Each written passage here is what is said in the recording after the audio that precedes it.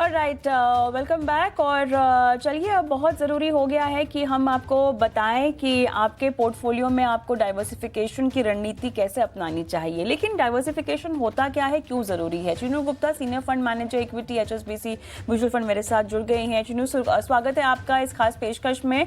और बहुत ही अहम मुद्दे पर आज हम बात करने वाले हैं, जहां पर निवेशकों के घाटे को यानी जोखिम को हम कम करने की कोशिश करेंगे और डाइवर्सिफिकेशन का महत्व उन्हें बताएंगे। समझाइएगा जरा, क्या होता है डाइवर्सिफिकेशन और क्यों जरूरी है? Yes, so thank you. तो यस, ये क्वेश्चन काफी इम्पोर्टेंट है, स्पेशली इन्वेस्टर्स को ये जानना कि वो किन एसेट क्लासेस में इन्वेस्ट कर सकते हैं और कैसे अपना पोर्टफोलियो डाइवर्सिफाइड बना सकते हैं। जैसे कि हम बात करें तो इन्वेस्टर्स के पास काफी तरह के एसेट क्लासेस के ऑप्शंस होते हैं। पहला जो बात करें, जैसे कि बॉन्ड या डेट मार्केट, जिसमें आप इन्वेस्ट कर सकते हैं थ्रू डेट म्यूचुअल फंड्स। फिर आप इन्वेस्ट कर सकते हैं स्टॉक मार्केट, जो इक्विटी स्टॉक मार्केट होता है, थ्रू इक्विटी म्यूचुअल फंड्स या फिर इक्विटी स्टॉक्स के थ्रू। और तीसरा होता है गोल्ड एंड सिल्वर, जो आपने देखा है, जिसमें हम ETF के थ्रू या अलग अलग म्यूचुअल फंड के थ्रू इन्वेस्ट कर सकते हैं। अब ये तीनों ही एसेट क्लासेस को आप यदि देखेंगे तो इनका बिहेवियर पैटर्न जिस तरह से चलते हैं काफी अलग होता है। स्पेशली डेट मार्केट हम देखें, जो बॉन्ड मार्केट है, उसके रिटर्न्स काफी स्टेडी होते हैं, स्टेबल होते हैं। 6 to 8% उनका एवरेज रिटर्न प्रोफाइल रहता है, बट स्टेबिलिटी बहुत अच्छी होती है। इक्विटी का आप रोल देखेंगे पोर्टफोलियो में, ये थोड़ा ग्रोथ ओरिएंटेड होता है, बट वोलेटाइल भी होता है। इसमें उतार चढ़ाव लगातार बने रहते हैं। एट द सेम टाइम, जो लास्ट हम गोल्ड और सिल्वर की बात कर रहे हैं, इसका प्रोफाइल एकदम ही डिफरेंट होता है। ये एक तरह से इंश्योरेंस का काम करता है। जब जब ग्लोबली कुछ भी कठिन सिचुएशन आती है, गोल्ड एंड सिल्वर सबसे अच्छा परफॉर्म करता है। आप सभी को याद होगा कोविड पीरियड जब आया था, इक्विटी मार्केट ऑलमोस्ट गिरा था 35%। एंड उस टाइम गोल्ड एंड सिल्वर जाके 25% अप मूव पे बैठे हुए थे। तो नॉर्मली एक इंश्योरेंस का काम करते हैं किसी भी पोर्टफोलियो में। इनफैक्ट लास्ट 1 ईयर भी आप सबने देखा होगा, इक्विटी मार्केट ने नहीं परफॉर्म किया है, बट गोल्ड एंड सिल्वर ने बहुत अच्छे रिटर्न दिए हैं, क्योंकि ग्लोबल अनसर्टेनिटी बनी हुई है। बट बस एक बात पे गौर ले जाना चाहूंगी इन्वेस्टर्स का। हमने हाल फिलहाल में गोल्ड सिल्वर का बहुत अच्छा परफॉर्मेंस देखा है, इसीलिए सभी के माइंड में है कि गोल्ड सिल्वर बहुत अच्छा परफॉर्म कर रहे हैं।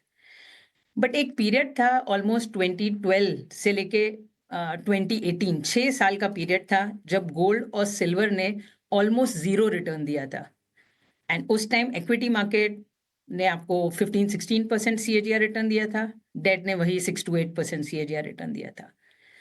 तो जब एक इन्वेस्टर वेरियस एसेट क्लासेस में इन्वेस्ट करता है, तो उसको कोई ना कोई एसेट तो क्लास अच्छा रिटर्न दे सकता है। तो चीनू, तो एक जब आप सवाल।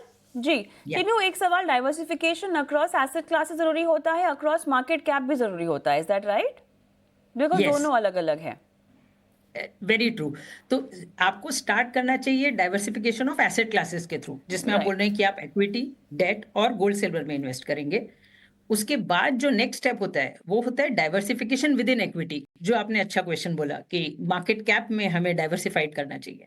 मार्केट कैप के हिसाब से हम देखें तो जो इंडिया की टॉप 100 कंपनीज हैं, वो लार्ज कैप कंपनीज कहलाई जाती है।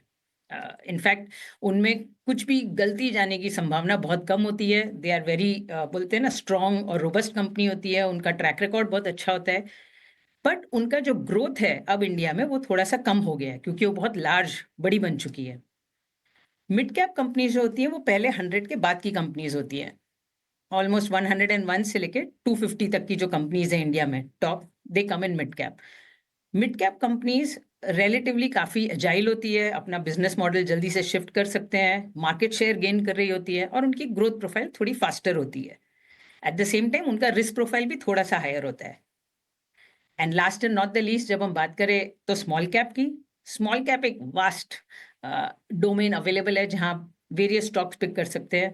यहाँ गलत जाने की संभावना तो हाई होती है, बट मल्टी बैगर ढूंढने की संभावना भी बहुत हाई होती है। तो ये पोर्टफोलियो में अच्छा अल्फा जनरेशन करता है।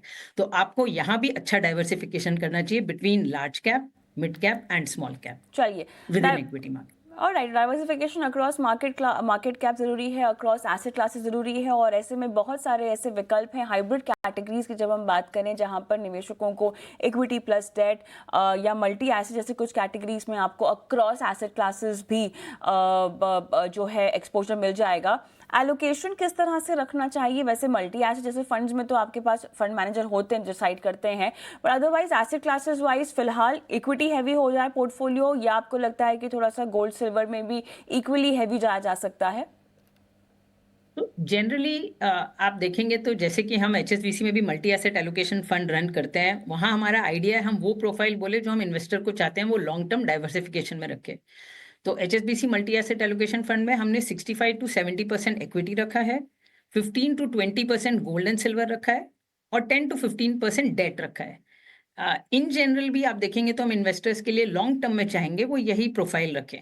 ज्यादा हैवी गोल्ड और सिल्वर में रहने से एट दिस पॉइंट जब वो ऑलरेडी बहुत हाई चले गए हैं रिस्क हो सकता है।